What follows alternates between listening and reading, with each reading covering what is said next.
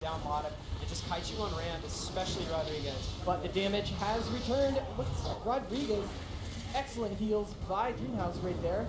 Kind of afraid he was getting down to half, but there's a cloak out of ears, and that means he's not going to have very much left. A fear that isn't going to be broken because his trinket is down by shot keys. Yep, he was able to get out of it. He was able to stay up and sprint back across the map to get over to his side, and Dukin falling back as well. So they're looks like they're going to go for a little soft reset here on Blade's Edge. They're trying to bait Rodriguez into this because they're going to roll down on him and Dakroth. They really need to put some more pressure out on Rodriguez. He's the one throwing down those big rings and Novas and COC roots and everything that's just making it impossible for Area to stay on his target. That E-root right there, playing patiently enough to get the re-stealth off and then open back up onto his target. Dakroth they've been training him non-stop, except for when Rodriguez kind of gets out of position. Here you stepping either to a pet or a poly to punt it. I'm not really sure. Gonna try to do it again right here. Good gap closer. Oh, and that Blizzard, excellent play by Rodriguez right there, denying that re-stealth, followed by a freeze, which means that Rodriguez is going to pump a lot of damage out with the help of those fingers. This is MLS at its finest. Dreamhouse sitting back having a casual drink. Oh, wow, look at that spike damage with the coil on top of it. No CC on his shot keys quite yet, and he didn't even have his trinket up. That would have been an excellent time, but there goes the damage. To the face. Wow. Wow, dude.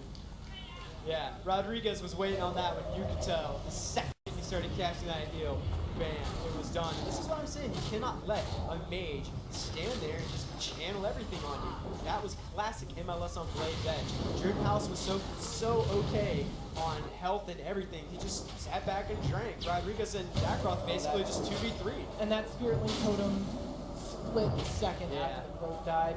That is the precedent right there for the team of Kimchiman. But hey, man, the European versus American rivalry is so much that these Korean teams are great. Yep, and it's easy to forget that, you know, there's a lot of foreign teams playing in this tournament. It's easy to overlook them and not cheer for them. But then you sit down and watch a match like this and you realize, you know, like, these guys are incredible, straight up. And that Ring of Valor match is a pretty good indication of where MLS and RLS is and how both of these teams are pretty even footing. All right, look at that early tricks. He wants to get out the damage if possible from those initial dots. All right, and now we have a sap onto Dakroth. Still, kind of unfortunate for him, but Dakroth did eat that sap. Rodriguez with, looks like Icy Veins up, and Bolt Rock's going to do tons of damage. Counterspell onto a Dukin right there with a fear onto Iruk, who's only using evasion so far, with a Hex followed up for Dukin.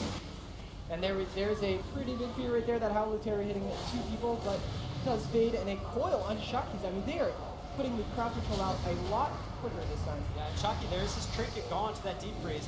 And, you know, everyone was topped off. I'm not entirely sure why he trinketed a 3.1 second deep freeze. Probably afraid that he was going to get spiked down too hard. But Iryu actually caught him in a vanish now. And there goes his vanish. Yeah, that's two stealths he's been taken out of. He's not having very much luck this time. And, but he's constantly on his target because, you know, Blade said he's not much room to move if everyone's going to stick onto the top. Yeah, but this is an excellent map for MLS because at any point they can take the game